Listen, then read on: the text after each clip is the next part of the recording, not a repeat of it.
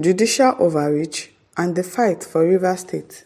How Omotosho, Lifu and Abdulmalik created unnecessary appeals by failing to stay in their lane. And now to the news info. The ongoing governance crisis in Rivers State has laid bare the deep-seated issues plaguing Nigeria's judiciary. At the center of this turmoil are three federal high court judges in Abuja: Justices James Omotosho, Peter Lifu and Joyce Abdulmalik. While no direct accusations are made, their decisions have become emblematic of jurisdictional overreach, legal confusion, and potential external manipulation. These actions have eroded public trust and undermined the foundational principles of justice, ethics, and democracy. Of course, they look like somebody that will really be manipulated. Have you seen their faces? These ones, they look like they will be manipulated, obviously. They will. Justice Oyekachi Otisi recently reaffirmed the limited jurisdiction of federal high courts, particularly in state matters such as local elections and governance. However, Justices Abdulmalik and Lifu ignored these boundaries, issuing rulings that infringed upon state autonomy. Section 28 of the Electoral Act, which applies exclusively to federal elections, was either misunderstood or deliberately overlooked. It was definitely overlooked, further fueling allegations of judicial compromise. Justice Abdulmalik's ruling to freeze Rivers State monthly allocations from the central bank, triggered by a legislative dispute, exemplifies this jurisdictional breach.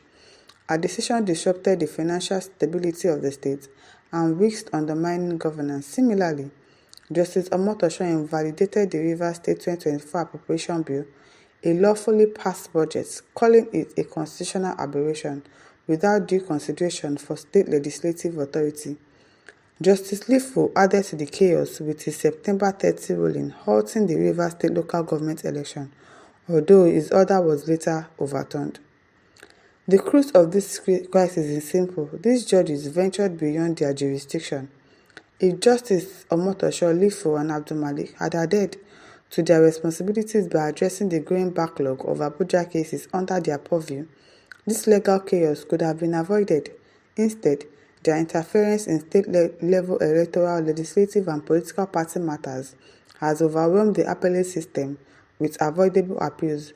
This misstep highlights a judiciary stretched thin, not by necessity, but by self-inflicted overreach. Well, their master put them up to the task. Definitely was Ricky that put them up to the task. That is why they are judging the way they like. The media has not been silent on this issue. Reports suggest these judges may have been influenced by political figures, of course, particularly in Rivers State, to serve interests outside their judicial mandates. Such claims, while speculative, cast a long shadow on the judiciary's integrity. If judges are perceived as pawns in political games, their rulings lose credibility and public confidence in the judiciary crumbles. Ethically, these actions raise profound questions. A judge's role is to uphold justice impartially, not to advance personal or external agendas.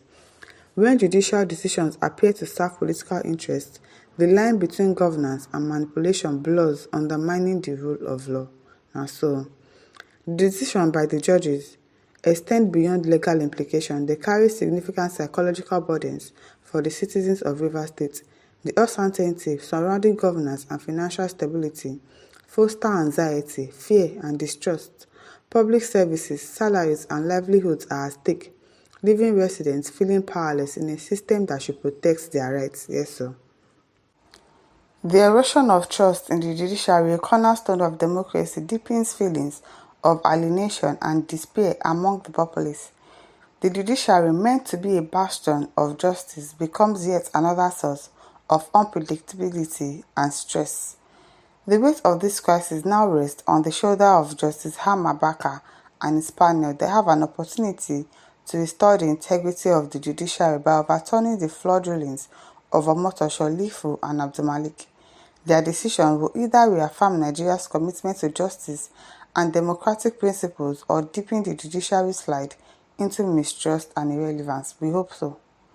We hope so, because now that Mr. Wike is building houses for them and all of that, I hope that the Court of Appeal will actually judge in the right direction, because if not, then we are definitely going to lose hope in our judiciary, because they are the hope of the common man, and yet they are judging in favor of a political figure because is doing something for you, is helping you.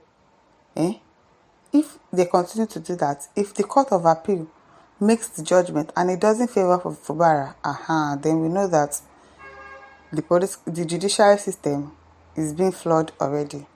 Justice Barker must confront the reality that these jurisdictional breaches were not isolated mistakes, but symptomatic of a judiciary swayed by external pressures. It's not any pressure. It's just greed. It's just greediness that wants to kill them. You can't say no to money. You can't say no, I don't want, I can't stand my integrity. You cannot say no. You're saying it's external pressures. By standing firm and prioritizing constitutional fidelity, his panel can set a precedent that discourages future overreach. I hope so. This situation demands more than a judicial decision. It calls for systematic reforms.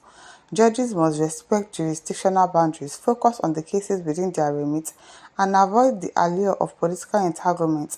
Nigeria cannot afford a judiciary that is both ethically compromised and operationally overstretched. The actions of Justices Omotosho, Lifu, and Abdulmalik underscores the urgent need for accountability and reform. The Supreme Court must address these lapses decisively, ensuring that the judiciary remains a pillar of democracy rather than a tool for political expedience.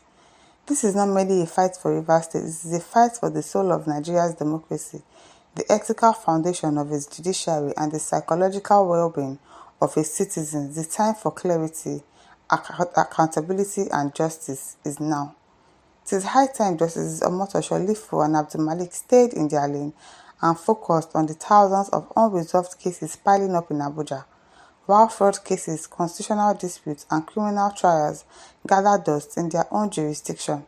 These judges have chosen to meddle in state-level electoral and legislative matters they have no business handling. Can you imagine? They don't even have business putting their mouth in state matters, but yet they are doing that. This misadventure has not only derailed justice in Rivers State, but has also left Abuja judiciary struggling under an avalanche of neglected cases. It is BK that sent them message, and that is why they abandoned that one and came to face Rivers. Can you imagine that? Their time and expertise are needed where they belong, in Abuja's overwhelmed courtrooms, not as rogue arbiters in matters far outside their mandate. It is time to clean up the mess they've left behind, starting with a sharp refocus on the work staring them in the face.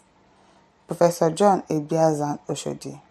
Yes, so they need to focus on what is their concern and not putting their mouth in state matters. Can you imagine? Goodluck Omidinkwiri says, useless criminal judges, I'm telling you. Achebe Ignatius says it's a serious concern that these irresponsible judges have not only inflicted external injury to themselves and their lineage by the sale and purchase of justice, but to a great extent the judiciary whose public confidence will take decades to be restored. True. My listeners, over to you. Leave your thoughts in the comment section. Don't forget to like, to share, and subscribe. Thank you for listening. See you some other time. Bye.